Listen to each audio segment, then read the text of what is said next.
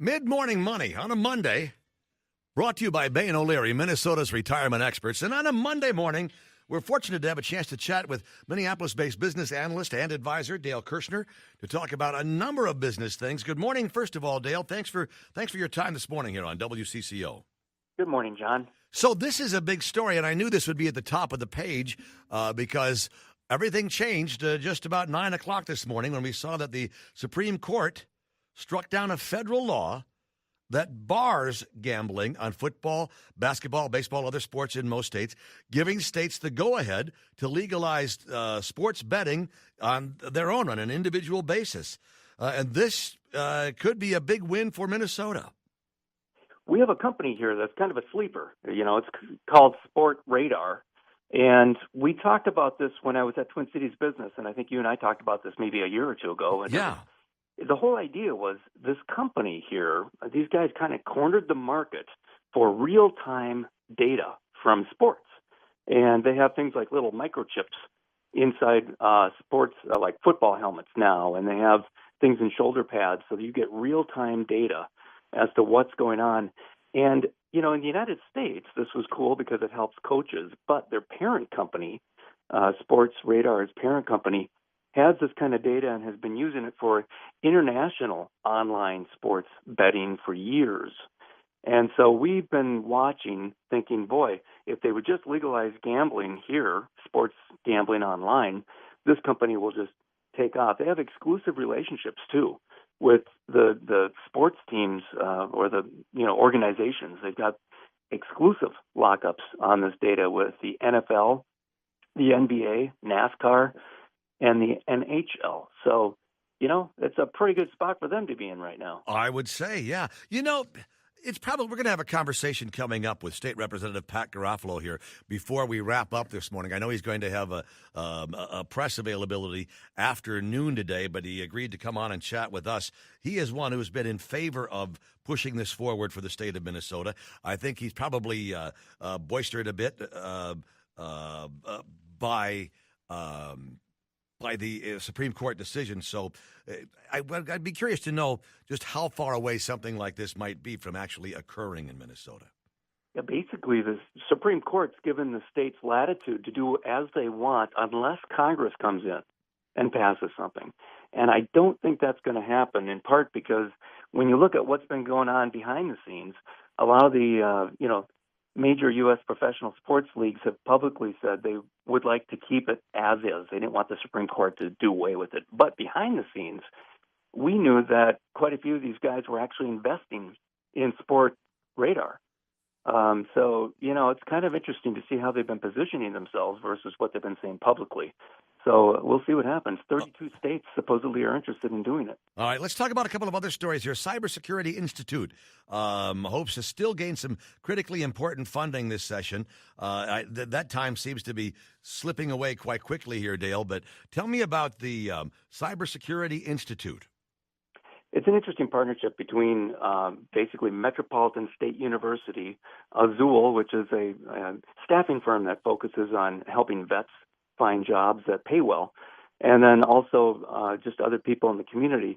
They've gone to the legislature seeking $10 million this session, and it was rolling forward pretty well. It has bipartisan support, and then it hit some stumbling blocks. So this week, while we're hearing so much about gun control and we're hearing about all these other really important issues, there's also this one that's been going on. And the reason why it's important for Minnesota, for the economy, is we have over 5,000 job openings right now for cybersecurity-related positions, and our schools are only graduating about 1,500 people a year who can fill those spots. So there are 25 major corporations that are behind this cybersecurity project because they need the talent, and these jobs pay six figures. You know, yeah, it's an initiative where right off the bat they want to do 200 students a year. But the other thing that's cool about it is while it's going to be based at Metropolitan State, it can link to every other Minnesota State college and university school out there. So no matter where you are, if you're at Mankato State or St. Cloud State, you can take classes and use the technology links to Metropolitan State's Cybersecurity Center to get that training. To learn that skill set. Something interesting you mentioned about students who are looking forward to this. You've also included a note here. I thought that was very interesting. High demand, low reward for 2018 college grads. Minnesota, not the lowest, but it's among the lower ones for those students who are coming out of school. But there's certainly a demand for them. Yeah, and Korn Ferry came out with that report this morning. Interesting. We've been hearing that for quite a while, and you and I have talked about how here in Minnesota, we still talk with employers and we see that wages are going up, but we keep hearing that those increases for employees are typically keeping just slightly above inflation. So 2.8% to 3% raises. That's what we're seeing now with these college grads.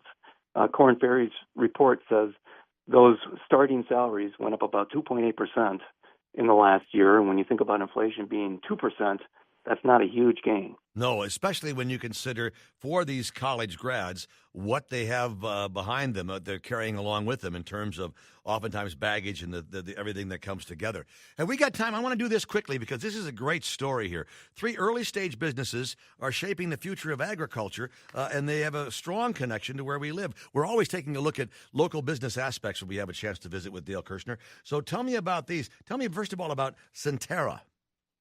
Yeah, but Twin Cities Business did a really good job of bringing these forward. We talked last week about living greens, but Yes. Sentera is really cool. They're using drones to figure out how to better fertilize and how to better plant when it comes to your farming.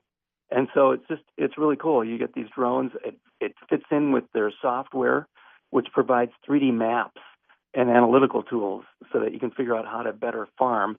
And they're also working with the University of Minnesota to actually figure out a technology that can help growers more precisely apply nitrogen fertilizer to corn. And once again, they use these drones to capture aerial images, and then the computer takes it from there. Yeah, and if they can do it more precisely, then there's less runoff, less things that nitrogen can bring. Another story, another one of these companies, Rowbot, but it's ROW, as in between the rows of your crops here. Yeah, and once again, it's nitrogen. So these things are little robots that go up and down between your rows of corn, applying nitrogen fertilizer. And here too, it's about a better way of delivering that nitrogen. It helps keep it from runoff, but it also can lower the cost for the farmers. Yeah. Now tell me about Conservis, because that's the third company that is listed. Yeah, and they're really interesting. They have basically a lot of people have heard of enterprise software that you use for your company to run your accounting and all that stuff. They've come up with this enterprise resource planning software for farms. Right now, they say 9,000 fields in 300 countries are managed by their software. And this, too, assists farmers in terms of growing things that just doing it better in terms of more efficient. ERP software basically helps you know when you should order what, how much you should order, just keeps track of things really well. So they're just helping farmers be more efficient. One more thing we have to touch on here. We don't have time to get to all of this, but just a week ago we were talking about Northern Oil and Gas, and some surprising things happened during the past week since you and I last spoke. Yeah, we were talking about their financial results. They did a really good job of turning things around and becoming more profitable. Then President Trump helped them by pulling out of the Iranian nuclear deal and by threatening sanctions on Iran going forward. So in turn, as you know, as we all are kind of feeling the pain, gas prices are going up. They're expected to continue to go up, and that'll help Northern Oil and Gas because fracking, that oil and gas exploration and production in North Dakota is expected to now increase again as gas prices go back up. Yeah, that's just one story. And the other story was the Arden Hills IntriCon Corp. Yeah, and the reason I brought up Northern Oil is their stock went up 29%. Oh, yeah, that was the kicker week. last Friday. Yeah, since you brought it up on Monday, kind of wondering if this was going to go forward. It did, in fact, under 29% is a substantial increase. Yeah, we should have bought in. Yeah, thanks for the heads up. Yeah, I know. What do you see coming up, Dale? Give me another one. Yeah, well, IntriCon's doing a really good job too, and they're doing these little miniature body-worn devices that help medical healthcare folks better communicate and better keep track of things. Their stock price shot up 26% last week And that's because they came out with good financial results, but their sales are just taken off really well. And the question is that stock price now kind of peaking out, or is there more growth for investors to come in on that? But very interesting company here in Arden Hills doing really good, innovative work, and it's nice to see that it's going well. Yeah, and if you pay attention to the things Dale Kurschner is telling us here as we go forward, you'll end up seeing these names, these companies come up again later on. So a lot more than we were able to get to this morning, Dale, but thank you so much. I do appreciate it. Yeah, thanks, John. Have a great week. You too. We'll talk to you next Monday. Dale Kurschner again, Minneapolis-based business analyst and advisor. It is 10:48. That's your Lindis Construction time check. Time to create a more energy-efficient home with Season Guard windows.